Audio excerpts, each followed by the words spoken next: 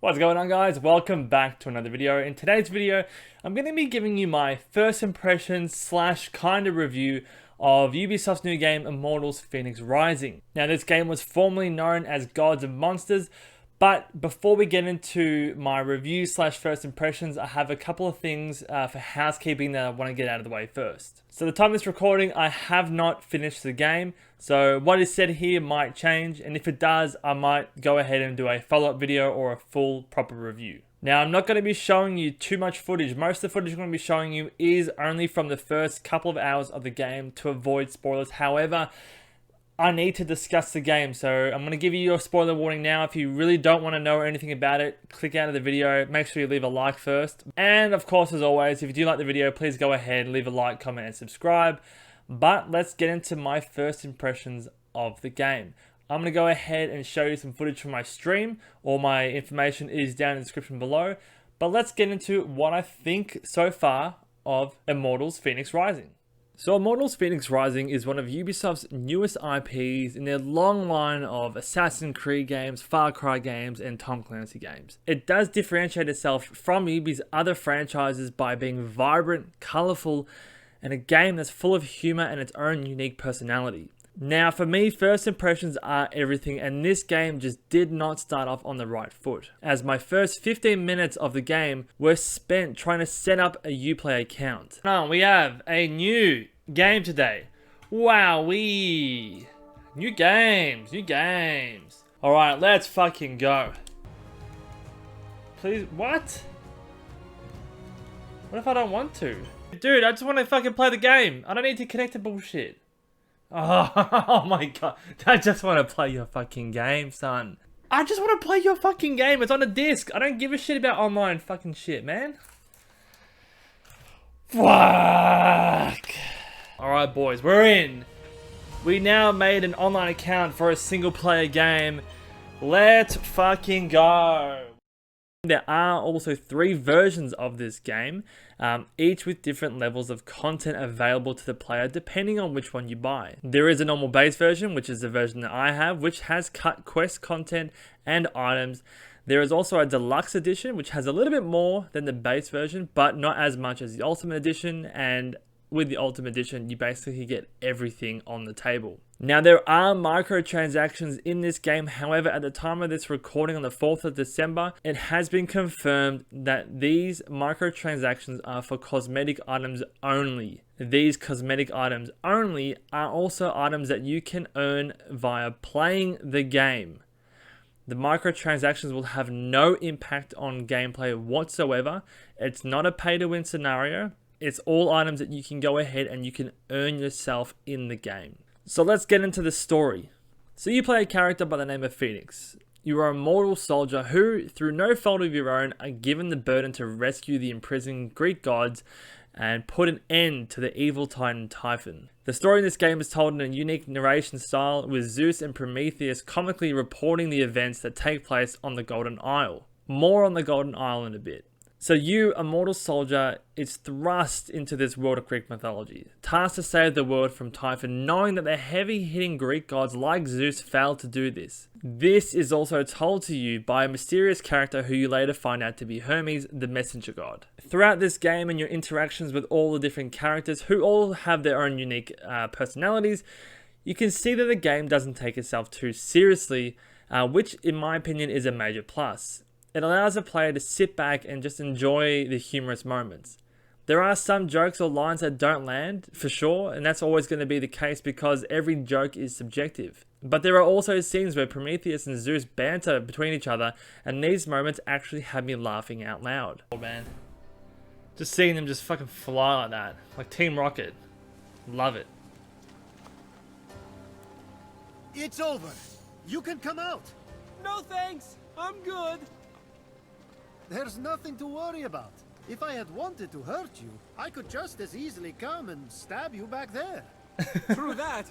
So, I'm going to go. The speed of Atalanta, the wits of Odysseus, and the strength of Heracles. Fenyx was ready to face whatever the future had in store. That's For about, it? yeah, 30-40 That's all minutes. he has going for him? Pfah! Good luck. Throughout your playthrough, the story will be told through these narrations, through the characters that you meet, the narrations between Zeus and Prometheus, and there are also times where Typhon himself will come in and narrate. Now, being an open world game, you do not need to complete this game in any particular order. You can go to any location on the map that you really want. The only thing that's going to stop you is certain abilities that you need to unlock in order to progress through different areas in the map. Like most people, you'll most likely end up at Aphrodite's area, which is a lush green area, because this has the Hall of the Gods. So this is where the gods you save will congregate and group up. It's also where some of the story gets pushed along, and it's also where you can go ahead and upgrade, craft your weapons, items, potions, etc. It kind of acts as your hub in this game. Now, when you save the gods, you are given new abilities, but I'm not going to be going into that, as that is something that you should experience firsthand yourself if you are picking up this game. Let's go on to the visuals. So the first game that comes to everyone's mind when they see this is Breath of the Wild. The cartoony, bright, vibrant aesthetic is definitely reminiscent of Breath of the Wild, but for me personally, there is enough visual difference here to make it its own unique style. Environments throughout the Golden Isle are always a treat to explore, and I've never really found myself being all that bored with an environment. Even when you think the Golden Isle might be getting a little stale, the game gives you mini dungeons called Vault of Tartarus that are set in this space or cosmos setting, which gives you, the player, a more interesting environment to play in. So I've mentioned the Golden Isle multiple times, but what actually is it? It's a geographical land that this game takes place on, and it's divided up into multiple zones. Now, in each zone, there is a large statue or some high point in that zone where you need to climb to the top of and essentially scout or scan to unlock that area on the map. Again, this is very similar to Far Cry or Breath of the Wild, where you go ahead to a very high point on the map, you scan, and then the clouds dissipate on the map, and that area is now unlocked. You've seen this mechanic in a million other games. This one has it. It's fine. You can see the progression of your exploration on the map. Nothing new, but what is new is each zone has a very, very different look to it. Each zone actually pertains to a particular god, and it's styled in the personality or image of that god. So for example, Hephaestus is all about forges and blacksmithing, so his zone is dirty, rustic and mechanical. Aphrodite is all about love, so the developers embrace this by implementing a lot of flowers and life into her zone. To me, Aphrodite's zone is one of the most visually appealing zones that I've come across so far in my play.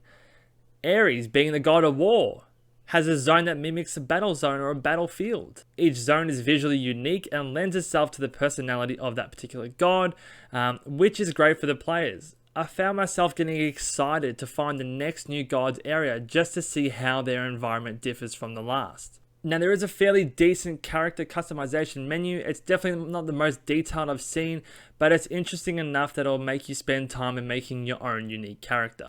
I ended up making a budget Kratos, and to me, it only seemed fitting given the Greek god setting. You can also upgrade your armor, weapons, abilities, mounts, and wings, so visually your character will look like an absolute badass by the end of the game. There's also a decent variety of enemy types, which offer a nice difference when engaging in combat. It's not just, your generic skeletons or generic soldiers. You do have those, but you also have different Greek mythology themed enemies. Like you have gorgons, you have different types of bears, hogs, cyclopses, harpies, etc. Now, I am playing on the PS4 just for your records, and I haven't come into any major frame rate drops, pop-ins, or anything like that. Clearly, this isn't the most graphically intense game, but I felt it was worth noting that in my time so far, it's all been smooth sailing, which is crucial for moments in combat. So speaking of combat, how is it in the game? I found the combat to be fairly fun and overall satisfying. It's not the most complex combat system, nor is it game changing in any way. It's not very inventive or anything, but it's serviceable enough that you'll be able to pick it up quickly and have a lot of fun with it. There are multiple difficulty options. Normal isn't too hard, especially with the availability of potions, but it provides enough of a challenge where you have to pay attention to what's going on around you. In terms of combat, you have a basic light attack with your sword, and then you have a heavy attack with an axe you unlock shortly after, and there's also a parry system as well. The one thing I didn't like about the combat system is the weird mapping of the controls. On the PS4, your light hit is R1 and your heavy hit is R2. There is also a dodge mechanic, and you are also given additional weapons throughout the prologue of the game, which is about the first hour and a half. You're given a bow for ranged attacks, which can also help you in puzzles, which I found to be a really encouraging choice to offer the players the most weapons at the start of the game. Because this means that players can tailor their character to how they like. They can use the weapons that best suit their playstyles from the start of the game. They can then invest whatever time or effort or currency they want into that particular playstyle or that particular weapon. It gives the player more time to upgrade those weapons with the wide variety of perks and upgrades available, so your version of Fenyx feels very, very different to everyone else's and it's unique to you. Now, getting back to combat, if you do dodge or block perfectly, time will slow down, allowing you to get more hits in and increase the damage on your enemies. There's also a stagger system or stagger meter on your enemies, where if it gets full, your enemies will stagger to the ground, allowing you to again wail on them and get more damage in. Once the enemy is defeated, they get shot up into the sky, Team Rocket style, and it never gets old. There are other items and abilities you get. One example is a giant hammer, and you get certain abilities when you help other gods, but you get the idea. You can also get a wide range of armor with all the different perks, visuals, and abilities, so there is a nice level of customization in this game. So what's it like getting around in the Golden Isle? Let's talk about Traversal. So you have your normal walk and you can also sprint. What you can also do is you can tame an animal to mount or ride that animal, and you also unlock wings very early on in the game to glide. The mount system is really cool. You can actually tame an animal, and then for the rest of that game, that mount is locked to your, in my case, triangle button. You can call your mount wherever you are. So what I was doing was calling my mount, racing towards a cliff, jump off, glide to the next cliff, call my mount, and keep going. It was seamless, incredibly fluid, and it just made traversing throughout the map incredibly fun. Please also keep in mind that there is a stamina system in this game. Yes, I know Breath of the Wild and Assassin's Creed do have a stamina system as well. They weren't the first ones to come up with it. But you will have to keep that in mind whenever you're sprinting, climbing, gliding, or swimming. As mentioned previously, your mount can be upgraded, its armor can be upgraded, your stamina can be upgraded, and your wings can also be upgraded, so you can basically almost fly in this game. Let's move on to sound. In terms of sound design, it's all great. The hits of your weapons and the use of your abilities are spot on. Heavy items sound heavy and they're satisfying to use. The music is great, and it's pretty much what you've come to expect in this kind of game. Different music plays in different locations and encounters, which only adds to the richness of that particular interaction. One point of contention that people do have is the voice acting. I'm personally okay with it, but I can definitely see where others are coming from.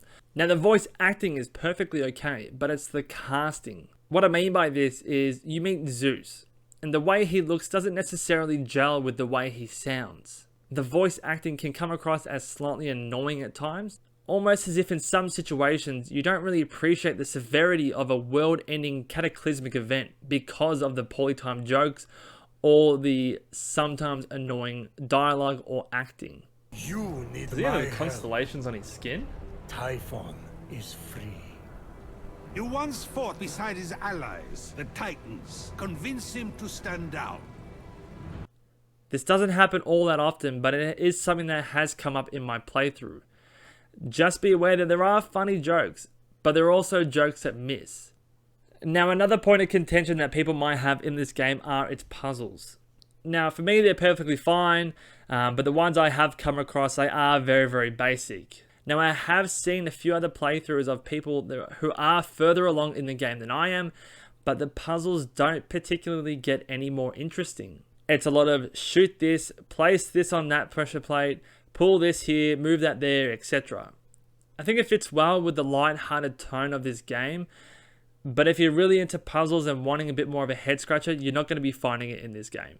There are also mini dungeons that I've raised before, which are called Vaults of Tartarus. And again, these act like small dungeon rooms like Breath of the Wild. You can find these scattered throughout the map, and you can also mark them with waypoints so you can see which ones are left to do on your map. These basically offer different currencies and upgrades for you to use in your playthrough. So guys, that was my first impressions of Immortals Fenyx Rising.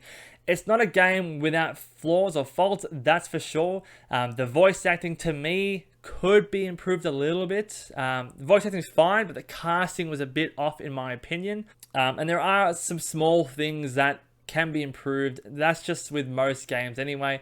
Is it a bad game? Absolutely not. I am really thoroughly enjoying my time playing this game. I love the implementation of Greek mythology. I love the different environments and how vibrant they all are and how different each zone is to one another. I love the inclusion of different gods. I love how the game just doesn't take itself too seriously at all. I love Typhon's character design. There's a lot to love about this game. And if you are looking for a bright, colorful, vibrant game in a Greek mythology setting, this is a game for you. I would highly recommend you pick this up. I'm having a lot of fun with it. People who are watching are having a lot of fun with it. And I don't think you'll regret buying this. But guys, that's the video. Let me know what your thoughts are down below. Have you picked it up? Are you enjoying it? If you have, are you not going to pick it up for a particular reason? Let me know in the comments down below. And again, if you do like this video, please go ahead, like, comment, subscribe. And I'll see you in the next video.